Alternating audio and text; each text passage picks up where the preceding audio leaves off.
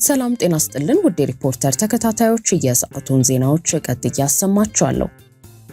እየተለዋወጠ ያለውን የዓለም ስርዓት የኢትዮጵያን ብሔራዊ ጥቅም እውን ለማድረግ እንጠቀምበታለን ሲሉ የውጭ ጉዳይ ሚኒስትሩ ተናገሩ። የዓለም ተለዋዋጭ ስርዓትና የሀያላን ሽኩቻ ኢትዮጵያን የእጅ አዙር ግጭት ቀጠና እንዳያደርጋት ለሚሉ ስጋቶች በፖለቲካ ፓርቲዎች ክርክር ላይ ገዢው ብልጽግና ፓርቲን የወከሉት የውጭ ጉዳይ ሚኒስትሩ ዶክተር ጌዲዮን ጢሞቴዎስ አሁን ያለውን ተለዋዋጭ ስርዓት ኢትዮጵያ ብሔራዊ ጥቅሟን ለማስከበር የምትጠቀምበት እንደሚሆን የፓርቲያቸውን አቋም ገልጸዋል። አራት ተፎካካሪ የፖለቲካ ፓርቲዎችና አንድ ቅንጅት በቀረቡበት የፋና ቴሌቪዥን የምርጫ ክርክር ላይ ወቅታዊው የዓለም ሁኔታ ፈተና ያለው ቢሆንም እድልም ይዞ የሚመጣ መሆኑን ብልጽግና ፓርቲ ያምናል ያሉት ጌዲዮን ጢሞቴዎስ ኢትዮጵያ ይህን እድል ተጠቅማ ስትራቴጂያዊ ግቦቿን እውን እንድታደርግ እንሰራበታለን ብለዋል። ኢትዮጵያ የእጅ አዙር ጦር ሜዳ እንዳትሆን ጠንካራ ተቋማት እየተገነቡ የኢኮኖሚ እድገት እየመጣ መሆኑና የሀገሪቱን የተጽዕኖ አድማስ ማስፋት በመሰራቱ ከዚህ ስጋት ሀገሪቱን ለመከላከል ቁርጠኛ ነን ብለዋል። የአማራ ብሔራዊ ንቅናቄ የክርክሩ ተወካይ ረዳት ፕሮፌሰር ዳምጠው ተሰማ ግብጽን ምሳሌ በማድረግ በኢትዮጵያ ጥቅም ላይ ቋሚ ጥላቻ በሚያሳዩና ጫና በሚፈጥሩ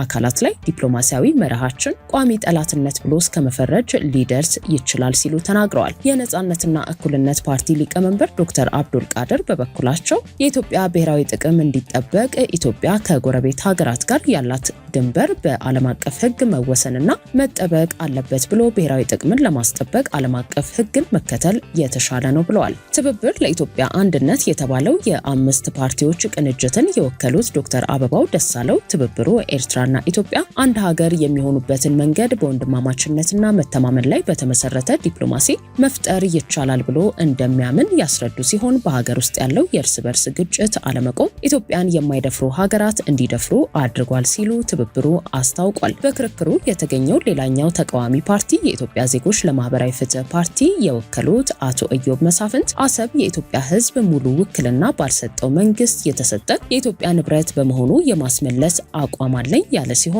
ኤርትራን እንደሌላ ሀገር ቆጥሮ ለባህር በር አማራጭ አለማድረጉንና ኤርትራ የኢትዮጵያ አካል እንዲሆን እንመልሳለን ብለዋል።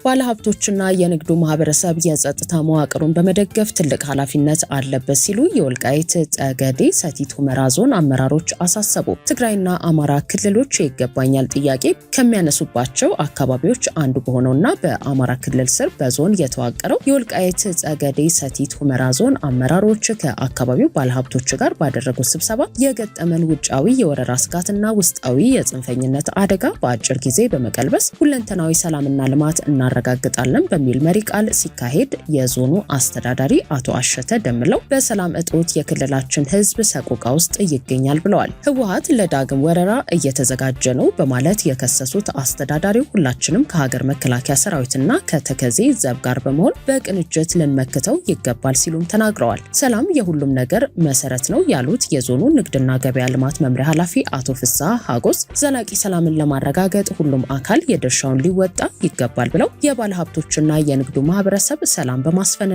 የጸጥታ መዋቅሩን በመደገፍ ትልቅ ኃላፊነት አለበት ሲሉ አሳስበዋል።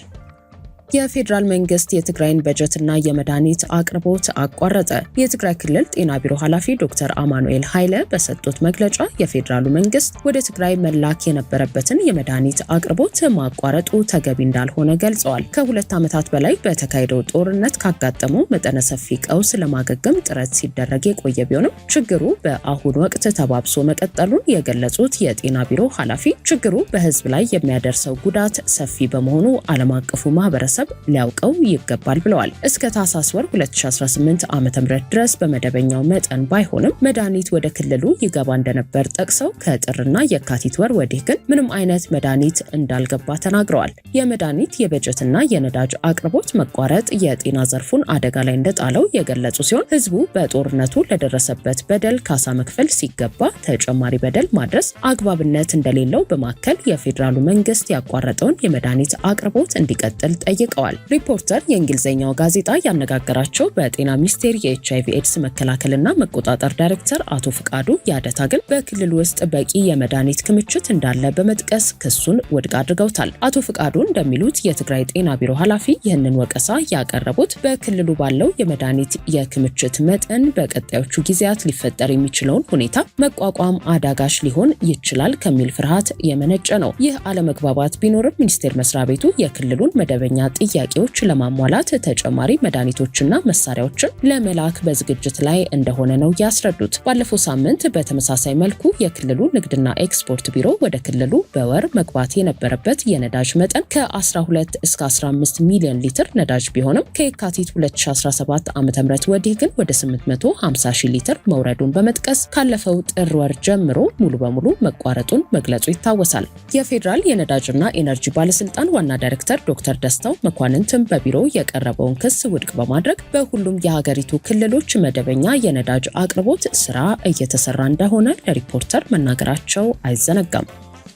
ህወሓት ከ3 ተቃዋሚ የፖለቲካ ፓርቲዎች ጋር አዲስ ጥምረት ፈጠረ። ህወሓት በአቶ ኪዳነ አመነ ከሚመራው ባይቶና አሲምባ ዲሞክራሲያዊ ፓርቲና አክሱማዊ ዋዕላ ፓርቲ ከተባሉ በክልሉ የሚንቀሳቀሱ 3 ተቃዋሚ የፖለቲካ ፓርቲዎች ጋር በዛሬው ዕለት አዲስ ጥምረት መፍጠሩን ይፋ ያደረገ ሲሆን ጥምረቱን መፍጠር ያስፈለገበት ምክንያትም በክልሉ ህልውና ላይ ያንዣበበውን አደጋ በጋራ ለመታገል እንደሆነ በመድረኩ ተገልጿል። የክልሉ ግዛታዊ አንድነት እንዲከበር፣ በጦርነቱ የተፈናቀሉ ወገኖች ክብራቸውና ደህንነታቸው ተጠብቆ ወደ ቀድሞ ቀያቸው እንዲመለሱ ማድረግ እንዲሁም በክልሉ በሚንቀሳቀሱ የፖለቲካ ፓርቲዎች መካከል ያለውን መጠራጠር በማስወገድ በጋራ መስራትን ማዕከል ያደረገ እንደሆነ ህወሓት በማህበራዊ ትስስር ገጹ አስታውቋል። በፖለቲካ ድርጅቶች መካከል አንገብጋቢ የሚባሉ የፖለቲካ ጉዳዮች ውይይት እንዲደረግባቸው እንዲሁም የክልሉን ህዝብ ራስን በራስ የማስተዳደር መብት ለማጠናከር በማለም ከተቃዋሚ የፖለቲካ ድርጅቶች ጋር መስራትን አማራጭ ተደርጎ መወሰዱ ተጠቁሟል። ጥምረቱ በ4 ፓርቲዎች የተቋቋመ ቢሆንም ሌሎች የፖለቲካ ድርጅቶችም እንዲቀላቀሉ ፍላጎት መኖሩ የተጠቆመ ሲሆን አሁን ባለው ሁኔታ በክልሉ ህዝብ ላይ ያንዣበበውን የህልውና ስጋት ተገንዝቦ የህዝቡ አንድነት እንዲጎለብት፣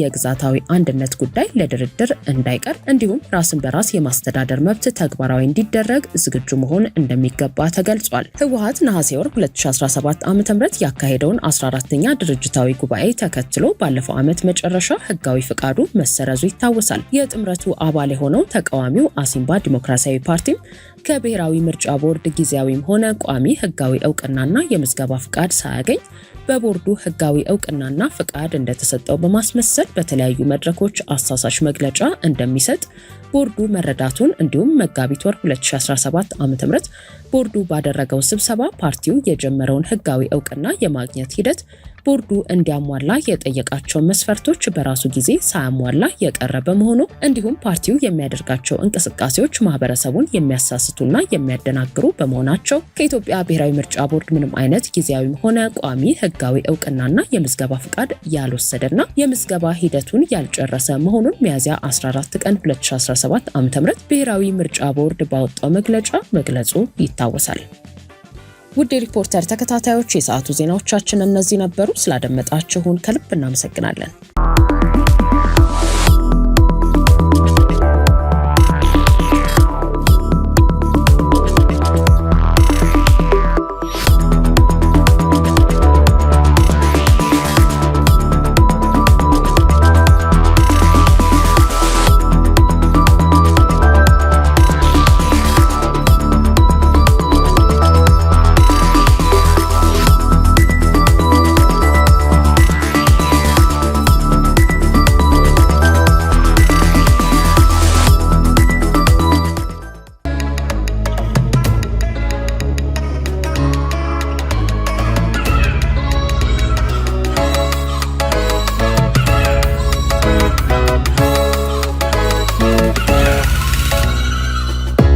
ያልታሰበ ሲሳይ በታማኝ ደንበኝነት ከባንካችን ጋር 10 ዓመታትን የዘለቁት አትክልት ነጋዴው አቶ መሐመድ ከድር የባለ 2 መኝታ አፓርታማ ባለ ዕድል ሆነዋል።